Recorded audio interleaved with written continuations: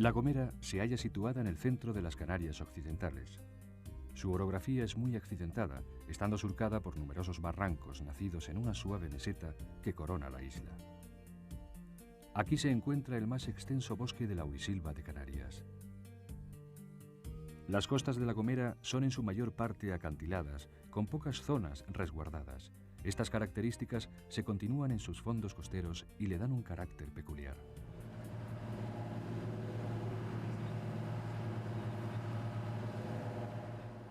Tenerife y La Gomera son dos islas de gran altura separadas solamente por 15 millas.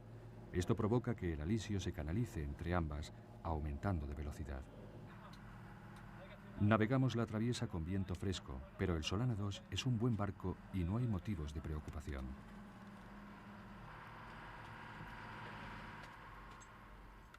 Nos dirigimos hacia la zona sur con un mar en calma al socaire de la propia isla. Aprovechando la especial topografía del fondo y su fuerte pendiente, tenemos intención de filmar especies que necesitan corrientes y ambientes umbríos, como las gorgonias y los corales. ¿Ya te va a tirar, Pepe?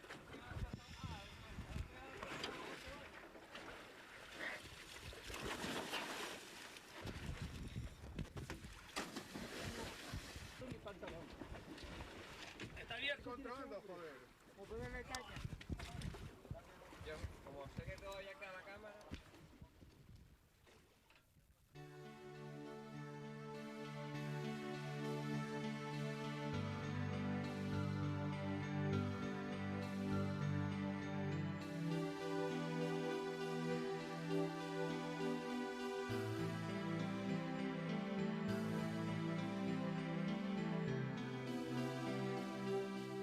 A 25 metros de profundidad nos encontramos con un campo de gorgonias amarillas. Es una especie abundante en zonas sometidas a corrientes. Son colonias de pólipos ramificados en un solo plano, orientándose para aprovechar el movimiento del agua. Se encuentran sobre fondos rocoso-arenosos, pero siempre fijadas al sustrato rocoso. Los pólipos son retráctiles y están conectados entre sí por un tejido común dispuesto sobre un esqueleto cálcico. Cada pólipo tiene 8 tentáculos con los que se alimenta del plancton que atrapa de la corriente.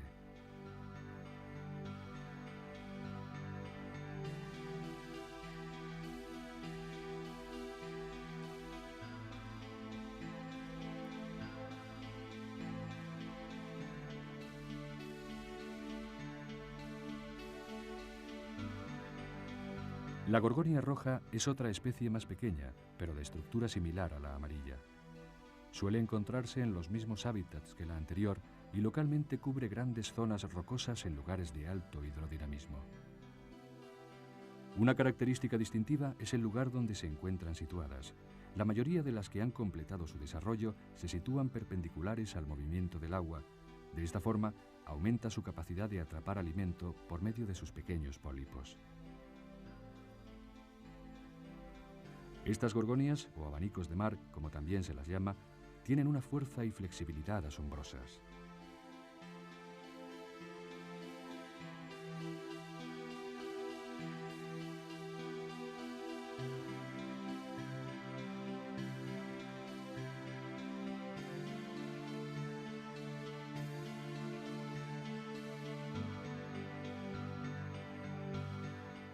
Este es uno de los corales más llamativos de Canarias.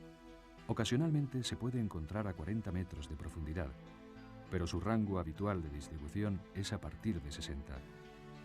Tiene forma arborescente con pólipos de color blanco y un grueso esqueleto anaranjado.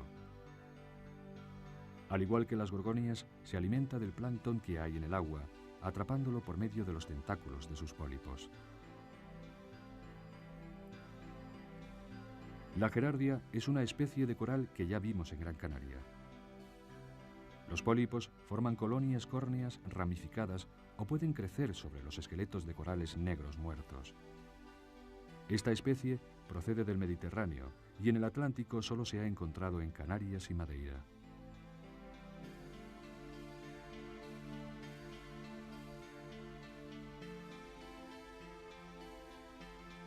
El coral negro es la especie más abundante en Canarias. A partir de 50 metros de profundidad, forma grandes poblaciones que cubren el fondo, dando al paisaje una gran belleza. Un pariente de este coral, que solo se da en mares tropicales, es muy apreciado en joyería. Cuando se eliminan los pólipos marrones de sus ramas y se las pule, aparece un material precioso de color negro, de ahí su nombre común. El hecho de que la especie presente en nuestras aguas no tenga estas propiedades la ha salvado probablemente de desaparecer, como ha ocurrido en otras partes del planeta.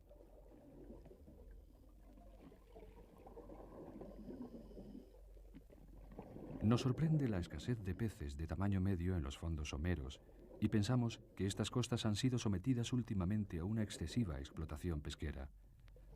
Solo encontramos en abundancia pequeños lábridos, como la doncella. Como en el resto de los lábridos, los individuos cambian de sexo a lo largo de su vida. Primero son hembras y tienen tonos rojizos y después machos con tonos grises. Pasan el día buscando sus presas en el fondo y de noche se entierran en la arena para ocultarse de sus predadores. Este comportamiento es similar al de sus parientes, el pejepeine y el pejeverde. Este último es uno de los peces más comunes de nuestras aguas. Se le encuentra en la mayoría de los fondos rocosos, pero sobre todo en los que tienen cobertura vegetal. El pejeverde forma grandes harenes compuestos por muchas hembras y juveniles y pocos machos. Permanece siempre en continuo movimiento sobre el fondo, atento a cualquier organismo que le pueda servir de alimento.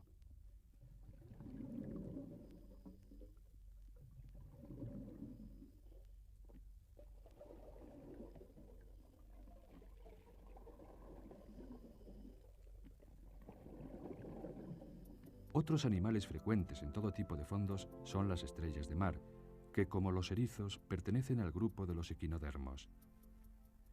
A esta especie se la conoce como estrella picuda. Es la de mayor tamaño de las que encontramos en las costas canarias. Es un gran predador de moluscos y erizos, por lo que se le considera como un controlador de las poblaciones de estos animales. Esta otra especie tiene siempre más de 5 brazos, por lo que se la conoce como estrella de brazos múltiples.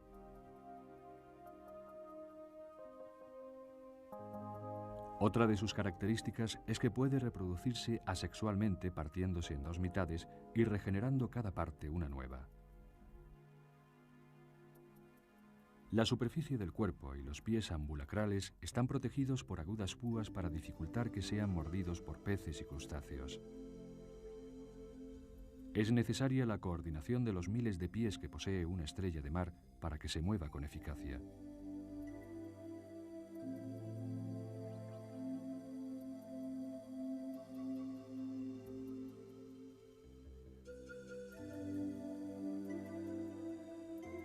Existen especies adaptadas a los diferentes hábitats y sustratos. Esta especie vive solo en fondos arenosos y se alimenta de los invertebrados que encuentra en ellos. Los bordes de los brazos tienen un aspecto característico del que toma el nombre de estrella peine. Pese a su apariencia inofensiva, Las estrellas de mar son uno de los depredadores más feroces de los fondos marinos. Se alimentan segregando los jugos gástricos sobre su presa y evaginando después el estómago para hacer una digestión externa. Su lentitud no está en consonancia con su eficacia para conseguir alimento. Dentro de su diversidad encontramos uno de los más claros ejemplos de adaptación a un medio que no ha cambiado en muchos millones de años.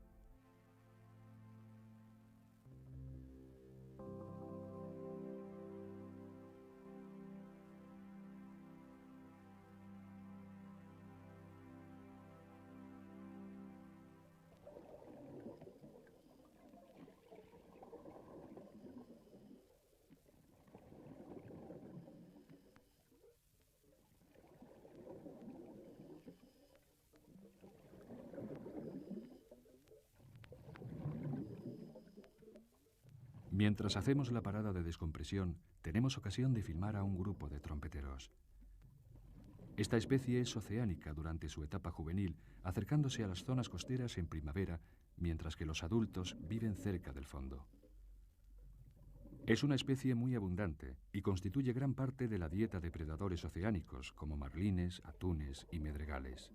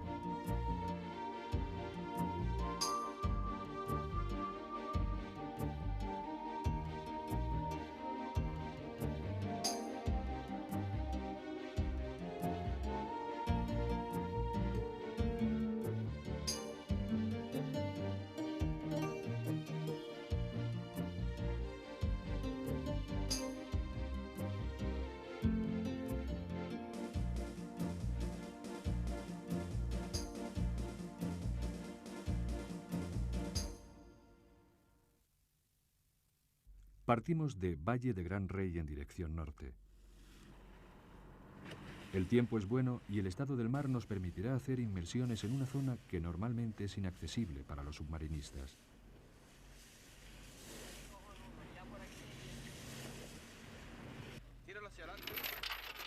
Nuestro objetivo en esta ocasión es visitar una gran cueva que hay en esta zona y observar qué tipo de especies y comunidades podemos encontrar dentro de ella.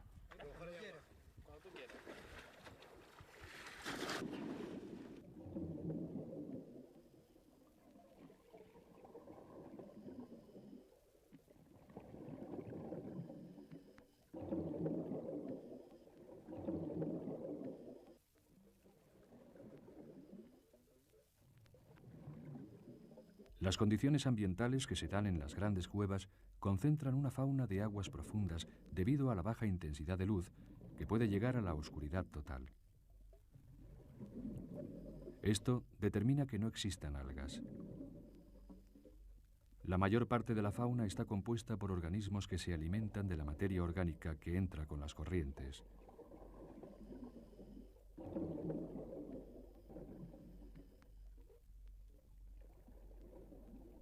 Abundan los animales filtradores, como las esponjas.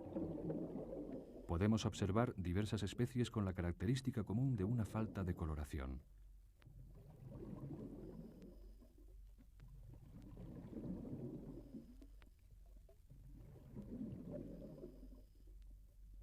También encontramos ascidias y comátulas.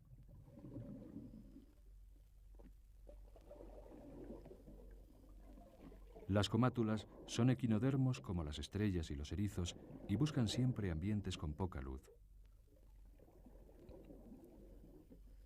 Utilizan sus brazos para caminar y para filtrar las partículas orgánicas existentes en el agua que les sirven de alimento.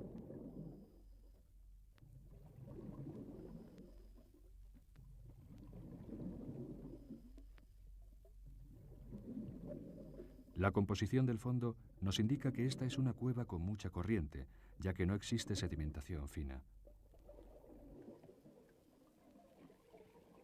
En un rincón más resguardado encontramos las trompas extendidas de varias bonelias. Aquí podemos observar el lóbulo bifurcado de la trompa del animal. La bonelia es una especie de gusano marino frecuente en cuevas y oquedades umbrías.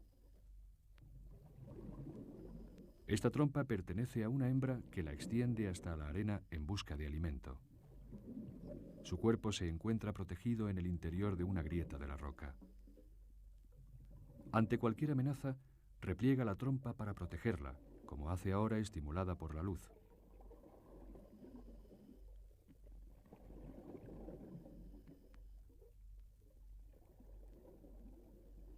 Los machos de esta especie son enanos y viven en el interior del útero de la hembra.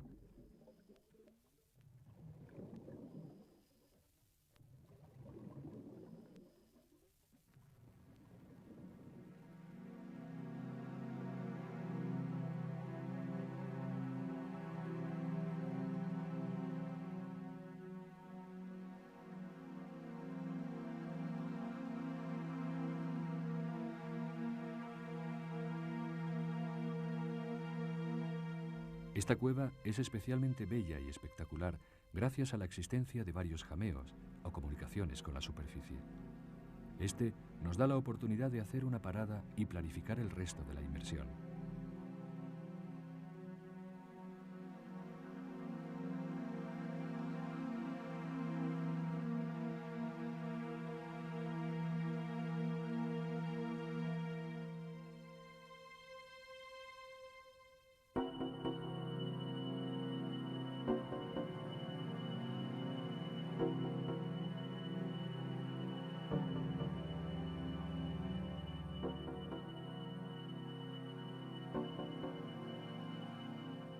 Tenemos mucho cuidado al equilibrar nuestra flotabilidad para no rozar las paredes de la cueva, ya que todos los organismos que viven sobre ella son extremadamente frágiles. Hay otro grupo de animales que se encuentran dentro de las cuevas, pero las utilizan solo como refugios durante el día, saliendo para alimentarse durante la noche. Uno de estos animales es la cigala canaria. Esta es una de las dos especies de cigalas que podemos encontrar en nuestras aguas. Es un crustáceo perteneciente al grupo de los que se desplazan caminando por el sustrato sin capacidad para nadar. Esta especie procede del Caribe y tiene distribución tropical y subtropical. Sus vivos colores la harían fácilmente localizable por sus predadores, pero es de hábitos nocturnos y solo sale de las cuevas y grietas durante la noche. Se ha descubierto recientemente en Canarias y se sabe poco acerca de su distribución.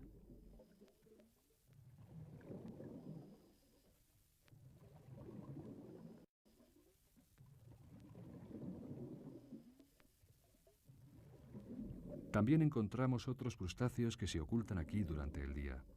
A este le llaman camarón espinoso y se sabe que actúa como gamba limpiadora, desparasitando a determinadas especies de peces.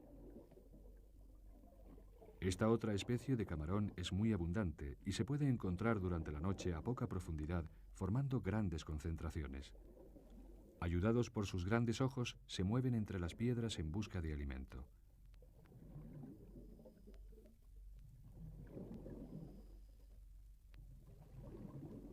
Esta cueva es muy rica en cuanto a la variedad de especies presentes. Podemos apreciar el estado de alerta en esta pareja de chocos por su patrón de coloración.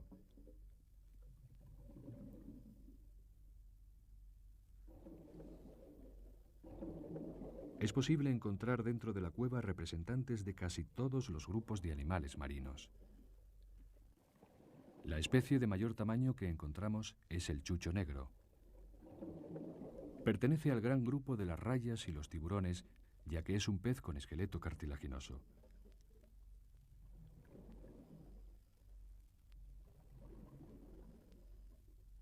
Los chuchos tienen un mecanismo de reproducción muy infrecuente en el medio marino.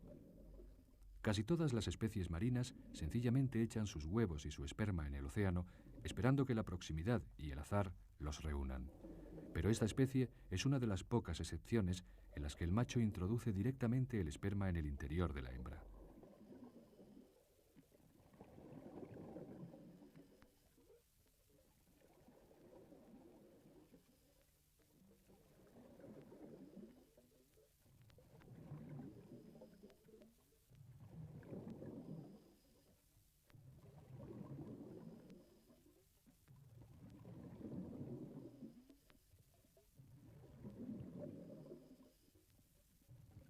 A pesar de poseer un aguijón venenoso en la cola, son animales inofensivos y solo lo utilizan como defensa si son pisados o capturados.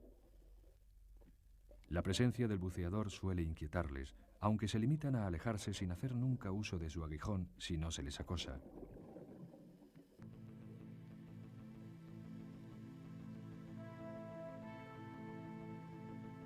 De día, permanecen casi siempre inmóviles, al abrigo de beriles o semienterrados en la arena. Se alimentan de peces, crustáceos y moluscos que cazan al acecho.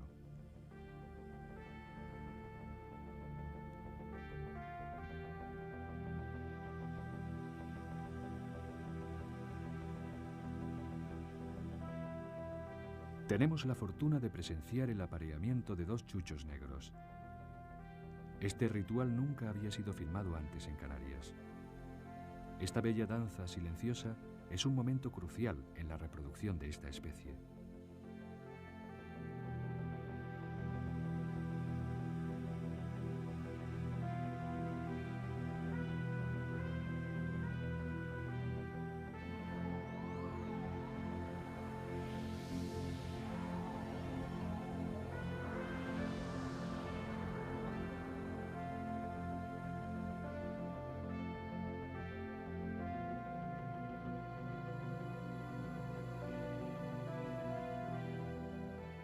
Esta es otra especie de chucho presente en Canarias.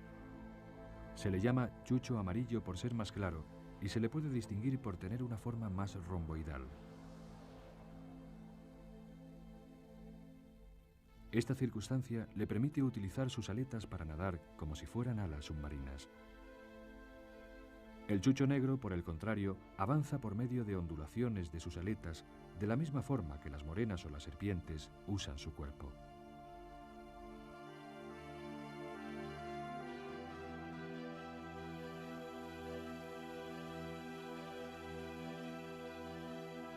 El ratón es otra especie estrechamente emparentada, aunque pertenece a otra familia. Por su forma de volar bajo el agua, se le llama también águila marina. Son mucho más activos que los chuchos, recorriendo grandes distancias en busca de comida.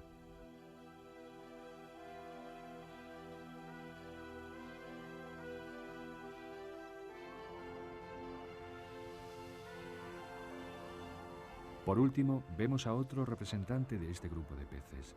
Se le denomina mantelina o mariposa. Se mimetiza adoptando el mismo color que el fondo, y nos cuesta convencerla para que abandone su lugar de acecho y nos muestre su bello nadar.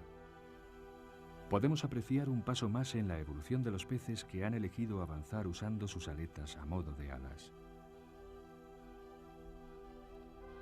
Todas estas especies de peces, al igual que los chuchos, han evolucionado para adaptarse perfectamente a su hábitat y forma de vida. Todos poseen cuerpos aplanados para camuflarse en el fondo y han aprendido a volar bajo el agua en una espectacular muestra de convergencia evolutiva con otros animales tan diferentes como las tortugas marinas y los pingüinos.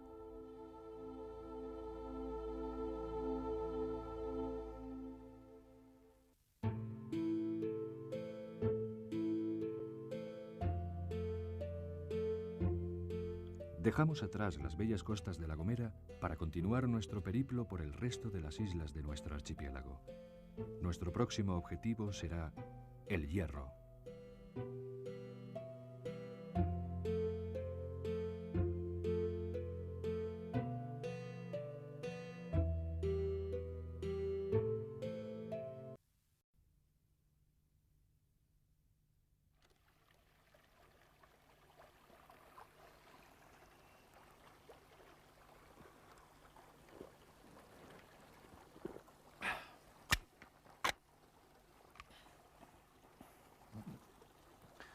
Una hoja como esta se ha encontrado fósil en Italia. Pertenece a un tipo de bosque húmedo que se extendía por el sur de Europa y norte de África hace millones de años. Sin embargo, aquí, en la isla de La Gomera, podemos contemplar este bosque, un auténtico fósil viviente en pleno esplendor. La serie Parques de Canarias dedica este capítulo al Parque Nacional de Garajonay, un parque que ha sido reconocido Patrimonio de la Humanidad.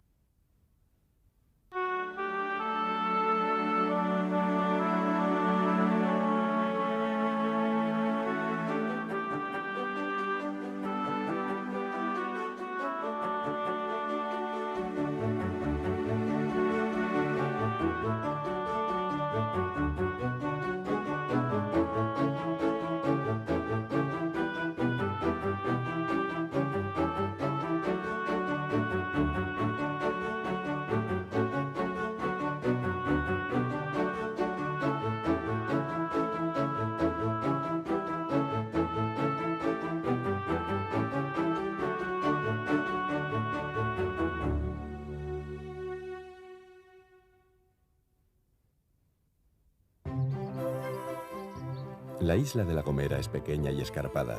Mide apenas 24 kilómetros de largo por 22 de ancho, pero alcanza casi los 1.500 metros de altitud.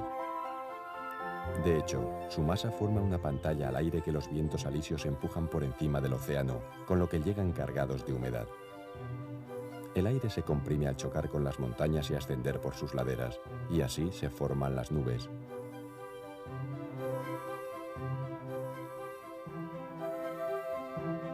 En las cumbres de La Gomera caen unos 800 o 1.000 litros por metro cuadrado de lluvia al año, básicamente entre septiembre y abril.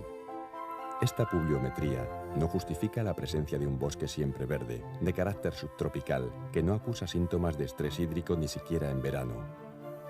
Ello se debe al fenómeno conocido como precipitación horizontal o captación de nieblas.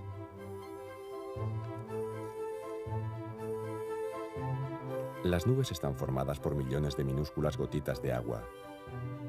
Cuando lamen las laderas de la isla, es decir, cuando forman niebla, penetran entre la vegetación y las microgotas tropiezan y se depositan sobre el ramaje, musgos, líquenes y hojas de las plantas. Allí se agregan unas a otras para formar gotas mayores y empiezan a escurrir hacia la base y por los tallos, o simplemente gotean hacia el suelo, donde recargan los acuíferos.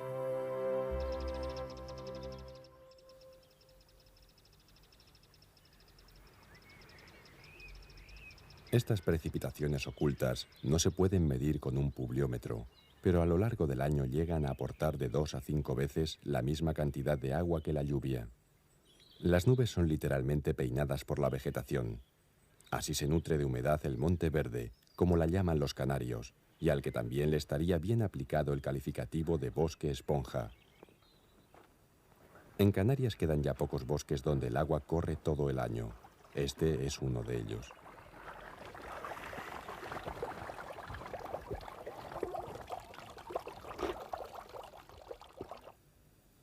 Toda la cúpula central de la isla de La Gomera, precisamente donde se desarrolla el Monte Verde, constituye hoy el Parque Nacional de Garajonay, casi 4.000 hectáreas de masa forestal que están protegidas por la ley.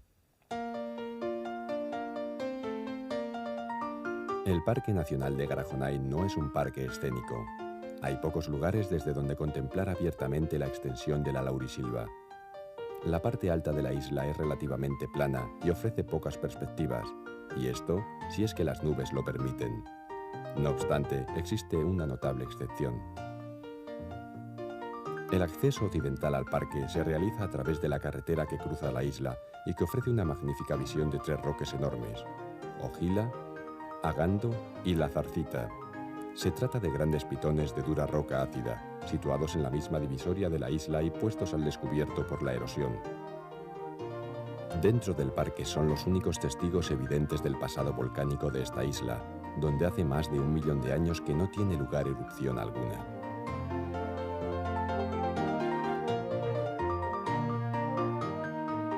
Garajonay es un parque para ver por dentro. Este bosque siempre verde se conoce entre los botánicos como laurisilva. Está relacionado con el tipo de bosques laurifolios que existían en el norte de África a finales del Terciario. Allí desaparecieron debido a la desertización, mientras que aquí subsiste una muestra lógicamente modificada gracias al fenómeno de precipitación de nieblas. El nombre de laurisilva o bosque laurifolio deriva de las hojas de los árboles que lo componen, que son parecidas a las del laurel. Existen unas 23 especies distintas de árboles y no todas pertenecen a la familia de las lauráceas. Sus hojas se parecen ciertamente, pero hay trucos para poderlas diferenciar. Las hojas del palo blanco, por ejemplo, se disponen enfrentadas en parejas y estas forman un ángulo de 90 grados con la pareja siguiente. El borde de la hoja del mocán es aserrado y mirado con detalle se aprecia que tiene pelitos, lo mismo que el raquis de la hoja por el envés. En el naranjero salvaje hay auténticos pinchos en los bordes. El barbusano se reconoce por el color cobrizo de sus hojas nuevas, mientras que en el viñátigo son las hojas viejas las que adquieren tonos rojos, incluso antes de caer al suelo.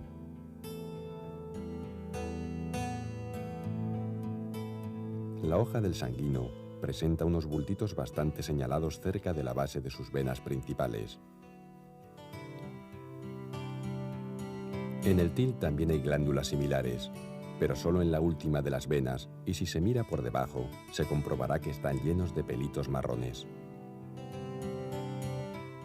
Las hojas del peralillo, miradas a trasluz, muestran un retículo bastante abierto, muy diferente del retículo denso que caracteriza a las hojas del loro o laurel de Canarias. Hay mucha variedad, pero con algo de práctica se puede aprender a reconocer los distintos árboles de la laurisilva y no dejarse engañar por su apariencia. Esta que raspa es el follado. También los frutos ayudan a salir de dudas. Esto, por ejemplo, no es una adelfa, no una tabaiba propia de la laurisilva. Las bayas del aceviño son rojas y muy llamativas. Esta otra baya en forma de bellota es el fruto del til, el único que tiene caperucha. Clasificar árboles es un entretenimiento garantizado en la laurisilva. Una hectárea de laurisilva contiene más especies distintas de animales y plantas que una hectárea de cualquier otro tipo de ecosistema en Canarias, el pinar o los cardonales. Los científicos hablan de riqueza biológica o biodiversidad en términos de más actualidad. Pero el interés científico de la flora de Garajonay radica no solo en su biodiversidad, relativamente alta, sino en el porcentaje de endemismos que alberga. Un endemismo es una especie que vive solo en determinado lugar. Téngase en cuenta, por ejemplo, que en toda Escandinavia se conocen solo 6 plantas endémicas, mientras que La Gomera cuenta con más de 30 endemismos vegetales exclusivos de la isla. El inventario de la fauna y flora del Parque Nacional de Garajonay aún no está concluido. De momento se han registrado unas 370 especies de plantas vasculares, un centenar de hongos, 27 helechos distintos y más de 160 tipos de musgos y 70 de líquenes.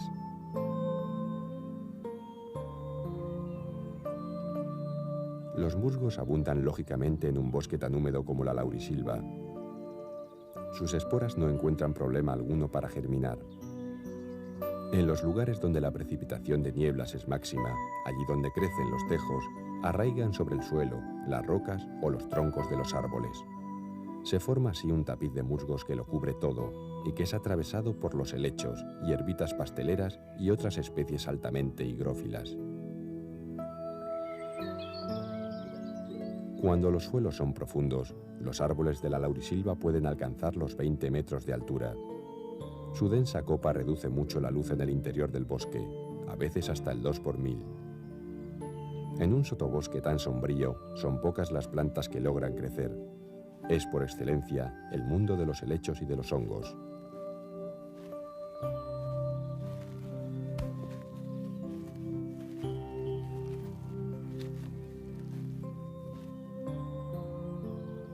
Los hongos no son plantas y por tanto no necesitan luz para crecer. La mayoría de los hongos crecen en la hojarasca o son especies lignícolas, es decir, que viven sobre troncos de los árboles cuya madera les sirve de alimento. Los claros del bosque son ocupados inmediatamente por helechos, que así protegen el suelo de la acción directa del sol. Pero en los claros, márgenes de las pistas y en los taludes también crecen varias de las plantas heliófilas, es decir, amantes de la luz, que componen asimismo la laurisilva. Pasteles de risco, cerrajas, poleos, malfuradas, tomillos salvajes y multitud de otras especies incapaces de resistir la sombra prolongada.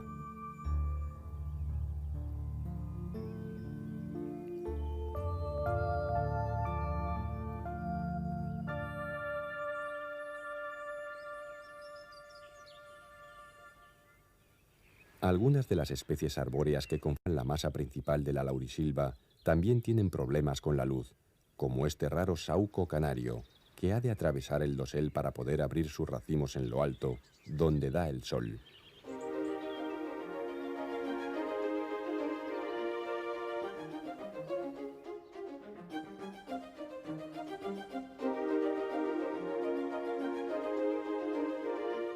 Un lugar donde se encuentran algunos endemismos muy localizados son las escarpadas paredes de los roques. Además de ofrecer mayor luminosidad, estos hábitats son más cálidos, favoreciendo el crecimiento de especies más termófilas como codesos y jaras o este madroñero canario, cuyos frutos son comestibles, aunque más bien insípidos.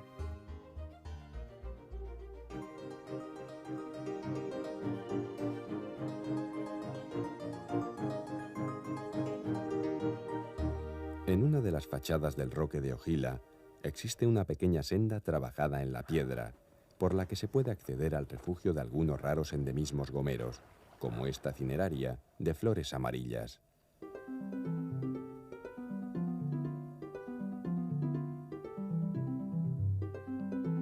En esta y otras zonas soleadas del parque hay ocasión de ver al lagarto gomero, que no es tan común en la cumbre como en la costa. El macho es el que tiene la cabeza oscura, sin rayas amarillas. Estos reptiles de sangre fría necesitan del calor del sol para subir su temperatura corporal y poder funcionar como Dios manda. La fauna del Parque Nacional de Garajonay es mucho más rica en especies y porcentaje de endemismos que la flora. Aún prosigue su recuento, particularmente el de insectos, con 22 órdenes representados y unas 1500 especies, cifra que aumenta a cada nuevo inventario. Sin embargo, y a diferencia de las plantas, la mayoría de los invertebrados suelen permanecer ocultos a la vista del hombre, como esta cucarachita arborícola o las tijeretas que viven escondidas entre la hojarasca.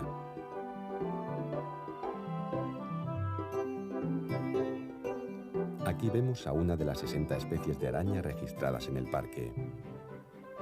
Esta se refugia en los pliegues de las hojas y esta otra se fía más de pasar desapercibida entre los musgos que cubren las piedras.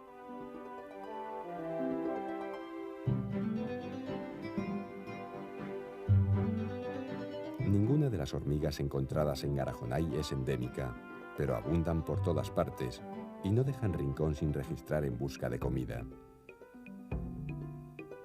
Algunas son granívoras o se alimentan directamente de la vegetación, y las hay también carnívoras y carroñeras, limpiando de pequeños cadáveres el suelo del bosque. Esta oruga tuvo la mala suerte de irrumpir en un hormiguero.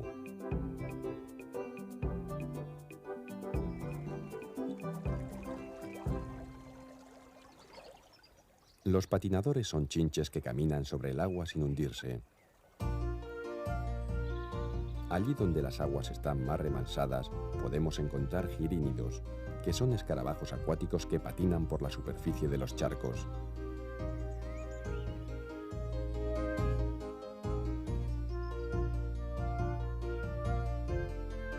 Otros insectos ligados al agua hay que buscarlos bajo las piedras, al borde de los arroyos o cerca de las fuentes. Son muy veloces y también se las ingenian para nadar por el agua si la corriente les sorprende o quedan aislados.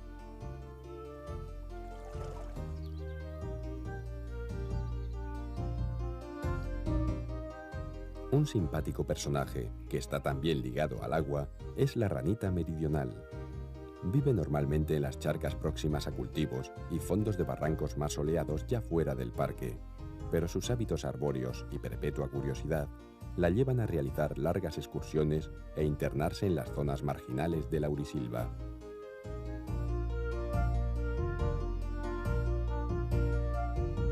No cabe duda que los insectos más patentes son los que vuelan. En el parque puede que existan más de 200 especies de moscas, aunque al ojo inexperto todas parezcan iguales, bichos llenos de pelos más o menos molestos. Es cuestión de gusto.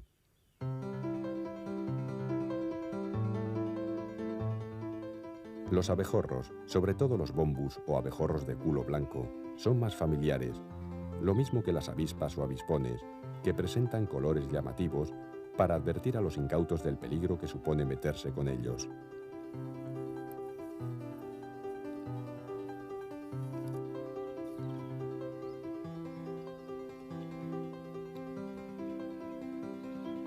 Y las mariposas, las más bellas entre los insectos, tampoco faltan en Garajonay. No hay muchas especies. Esta, de vuelo nervioso, es la Cleopatra de Canarias, un hermoso endemismo de la laurisilva canaria. Se necesita algo de paciencia hasta que salga el sol y se deje ver. Es muy huidiza, pero siempre acaba visitando las flores de los algaritopes, que son su manjar preferido. Los mordiscos que se aprecian en el borde de las alas revela que estos ejemplares deben tener 2 o 3 meses de edad, bastante viejos en términos de mariposa, ya que han escapado a varios ataques de pájaros, porque las aves también se interesan por estas golosinas aladas.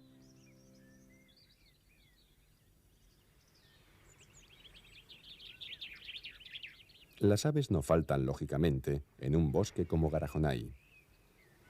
Se conoce un total de 28 especies. Esta que vemos es una raza del pinzón tintillón, propia de La Gomera. El mirlo es, con mucha diferencia, el pájaro más abundante y notorio por sus cantos. Es imposible visitar el parque sin tropezar con ellos.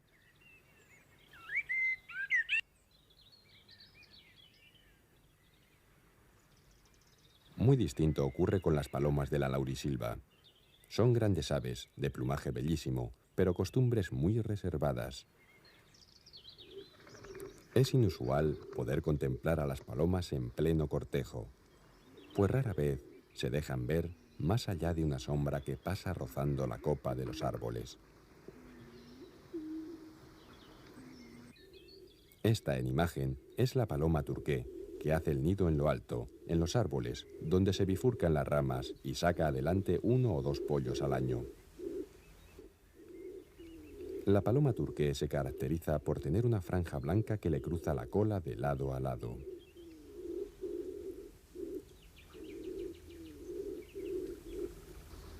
La otra especie, la paloma rabiche, es de colorido más intenso y se la distingue bien por tener la mitad terminal de la cola de color blanquecino. En el pasado, la caza excesiva de ambas palomas llegó a ponerlas en peligro y hoy está prohibida. Pero la mejor manera de asegurar la supervivencia de las especies endémicas es garantizar que el hábitat donde viven no se destruya. Además, conservando la laurisilva, se protege de golpe a cientos de especies biológicas únicas, como si de un gigantesco arca de Noé se tratara. Obviamente, existen ciertas áreas en Garajonay que por su fragilidad o extremado interés científico se mantienen cerradas al acceso público. Pero hay suficientes pistas y senderos que permiten adquirir un conocimiento más que razonable de lo que es el parque y la laurisilva que atesora.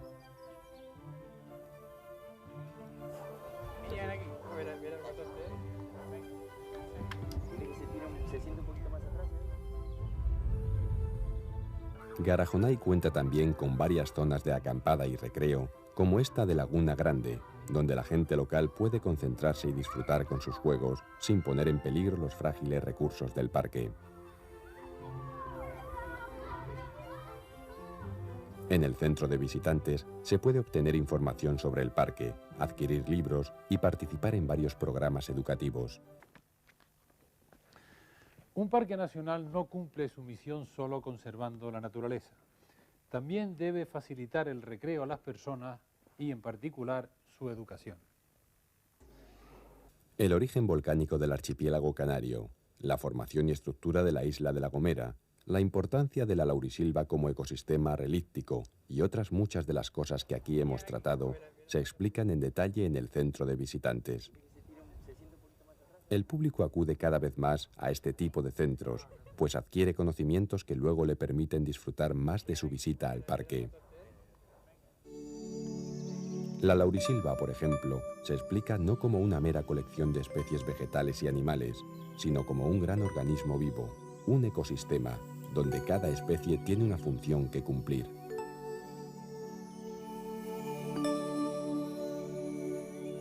Las plantas y árboles, portadores de clorofila en sus hojas, son los encargados de construir el armazón o entramado general.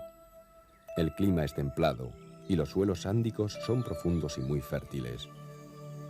Las raíces tienen don de recoger nutrientes y agua tampoco les falta. La función de los vegetales es, pues, fabricar materia orgánica, crecer, reproducirse y servir de alimento para los animales herbívoros. Una hectárea de laurisilva puede generar 12 toneladas de materia viva al año, pero en islas oceánicas no hay grandes herbívoros como ocurre en el continente. Aquí no hay ciervos ni gamos. Las cabras han sido traídas por el hombre, lo mismo que los conejos, y por fortuna se mantienen fuera de la laurisilva. Los herbívoros de Canarias son un gigantesco ejército de diminutos personajes, caracoles, orugas de mariposas y otros insectos. No se les ve, pues la mayoría de ellos trabajan de noche y se ocultan durante el día. Este gorgojo de la laurisilva es un buen ejemplo. Cuando llega a las hojas no para de comer durante horas. Luego encontraremos las hojas de los árboles completamente roídas y llenas de agujeros, sin saber a ciencia cierta quién ha sido el causante.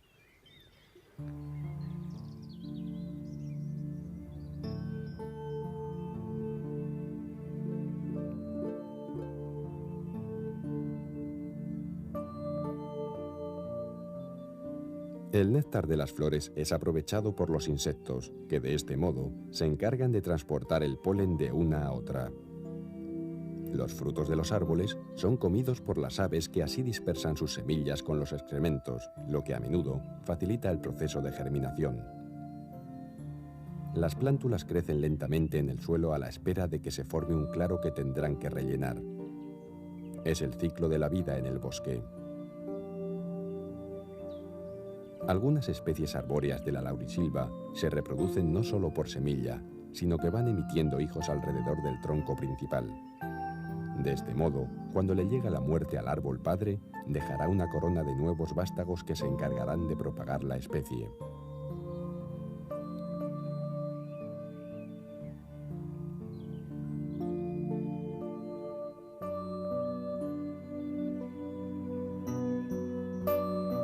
Cuando un árbol muere, es atacado por insectos, gusanos xilófagos y particularmente por hongos, cuyos micelios todo lo descomponen y reducen.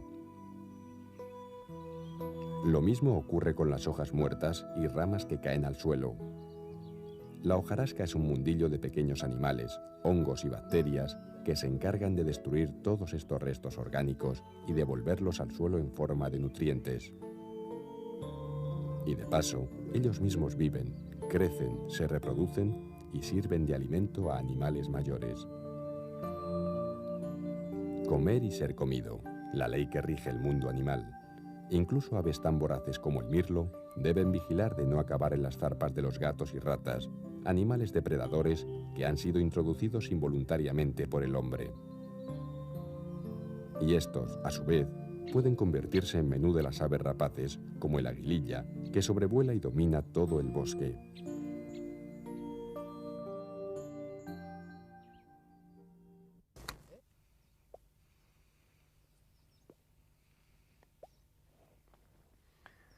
La laurisilva, también representada en este parque, es un recurso científico de primera magnitud.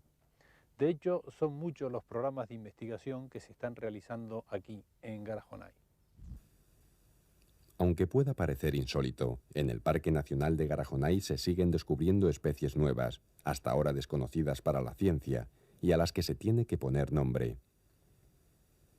Además, la administración del parque lleva adelante un complejo programa de seguimiento de las condiciones ambientales de Garajonay y de cómo afectan al funcionamiento de la laurisilva. Para ello se han seleccionado parcelas de estudio que se delimitan con cuerdas. En ellas se inventarían todas las plantas y el número de semillas que germinan cada temporada. Las hojas que caen se recogen en bandejas especiales para medir la producción de los árboles y la velocidad de formación de la hojarasca. La bandeja para recogida de hojas tiene 0,25 de ancho, pero las hojas que pican... El crecimiento de los árboles se sigue mediante anillas especiales colocadas alrededor de sus troncos. Todos estos estudios permitirán conocer mejor el funcionamiento de la laurisilva, un bosque singular, único en el mundo y que por su importancia científica ha sido reconocido por la UNESCO como bien natural, patrimonio de la humanidad. Es cierto, la biodiversidad que alberga es patrimonio de todos los hombres y el conservarla, responsabilidad de los canarios. Nunca se sabe. Quizás en un fruto, en las raíces de los helechos o en el insecto más humilde que vive entre los musgos de Garajonay pueda encontrarse un compuesto químico capaz de curar el cáncer, el SIDA o cualquier otra de las calamidades que sufre el hombre.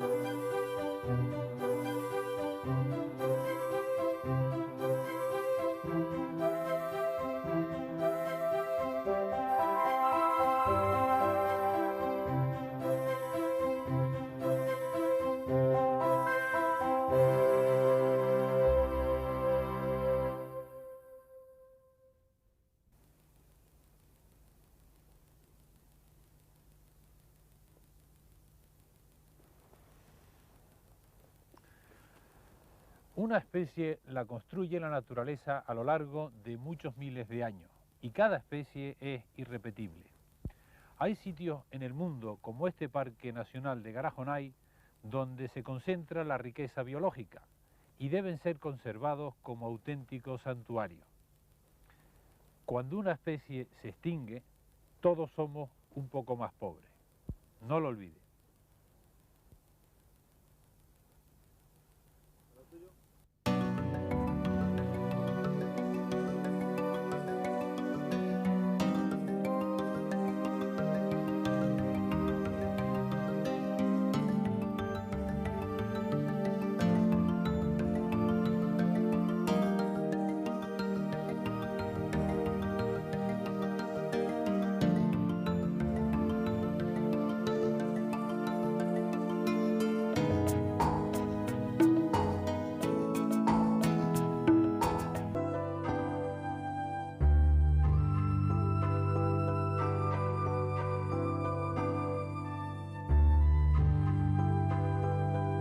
Nuestra visita aérea al archipiélago nos lleva a la isla de La Gomera, la isla colombina. En ella, entre otras cosas, podremos disfrutar con la contemplación de su abrupta geografía, dominada por el verde intenso de su tierra y el hondo azul, ribeteado de blanco, de su mar. Los 6 municipios en los que se divide marcarán nuestra ruta: San Sebastián de La Gomera, Hermigua, Agulo, Valle Hermoso, Valle Gran Rey y Alajeró.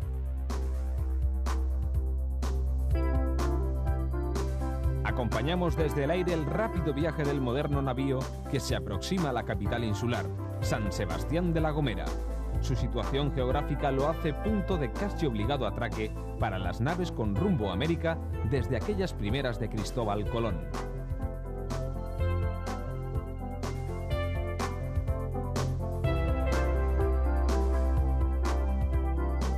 La tranquilidad con la que podemos pasear por la Avenida Marítima, por la Plaza de las Américas o la de la Constitución contrasta con el sobresalto continuo en el que vivieron los antiguos habitantes de la capital insular ante la frecuente posibilidad de ataques piráticos.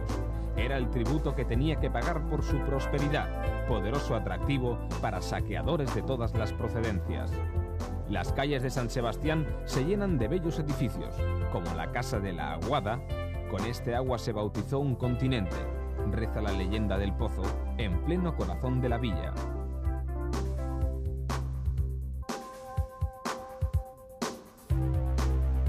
La iglesia de la Asunción constituye uno de los más bellos ejemplos de la arquitectura gótica en Canarias. La Torre del Conde, fundación de Hernán Peraza el Viejo en el siglo XV, es el monumento característico de la villa. Sus austeras paredes han sido testigos privilegiados de los sucesos más importantes de la historia insular. Desde el aire nuevamente nos dirigimos hacia el Parador de Turismo, hermosa construcción rodeada del refrescante verdor de una abundante vegetación.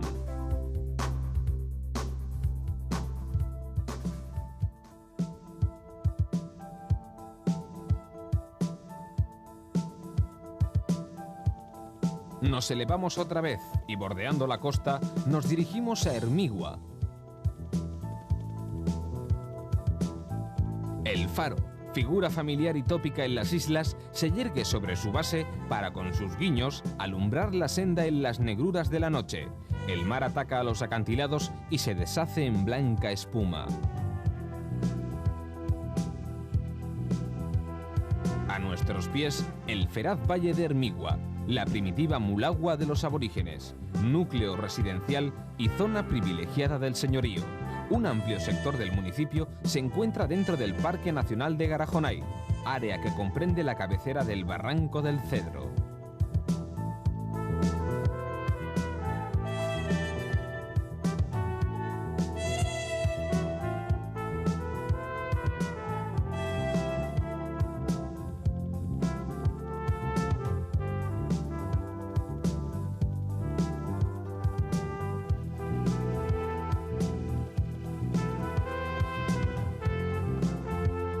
Hermigua guarda celosamente el valor del ayer tras las paredes de bellas edificaciones de indiscutible sabor insular.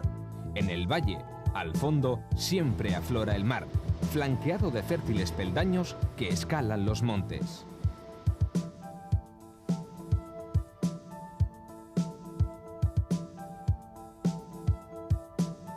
Volamos ahora hacia Gulo, lugar que conoce su principal asentamiento en los años 20 del siglo XVII.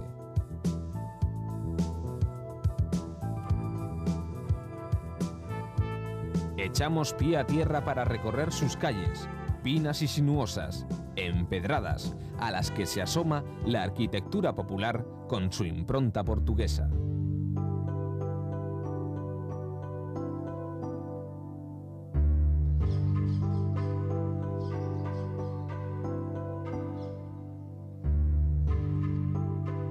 El templo que fundara Gaspar de Mesa ha sido sustituido por una nueva edificación.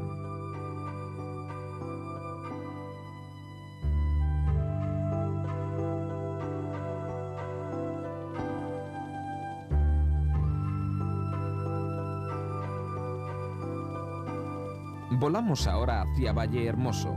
Bordeamos como siempre la costa que se nos presenta tremendamente recortada, cincelada por la bravura del mar. La carretera se adhiere a la montaña e impresionantes roques nos observan en nuestro discurrir. Llegamos a nuestro destino, Vallehermoso, municipio constituido en 1812, cuyo nombre es suficientemente elocuente.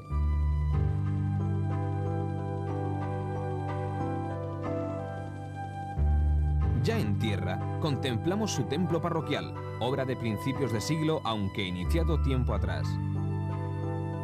La presa La Encantadora nos invita a una refrescante visión.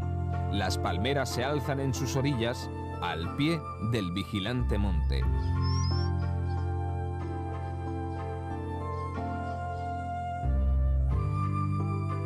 Volamos hacia el mar para contemplar una de las obras más impresionantes de la naturaleza en La Gomera, los órganos.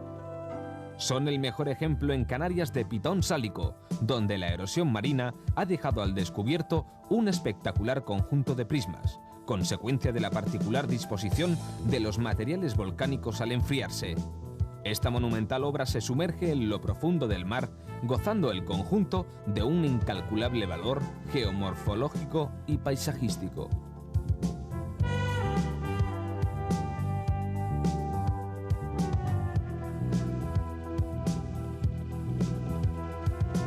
Acompañados de su melodía visual, volamos ahora hacia Valle Gran Rey.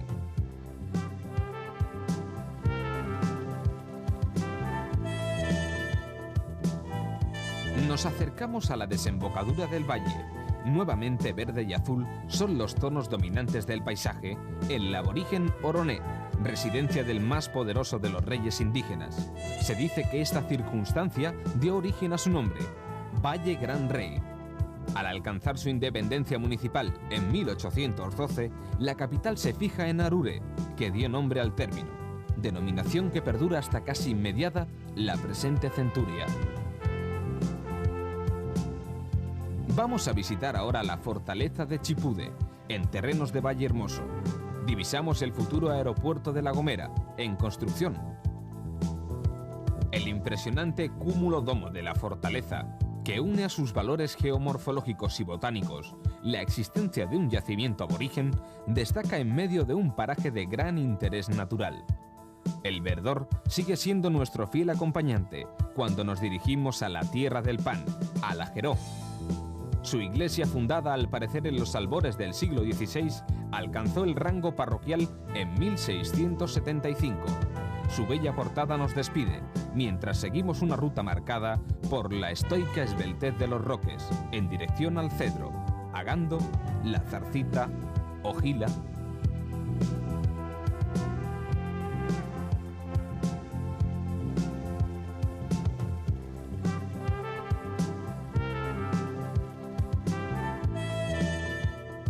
En el Cedro descendemos para disfrutar con la contemplación de este rincón que supone una de las masas de laurisilva más complejas e interesantes del archipiélago.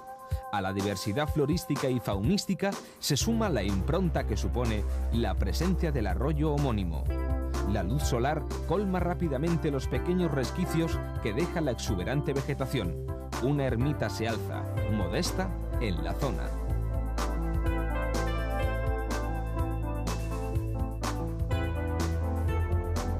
Nos encontramos ahora en el Parque Nacional de Garajonay.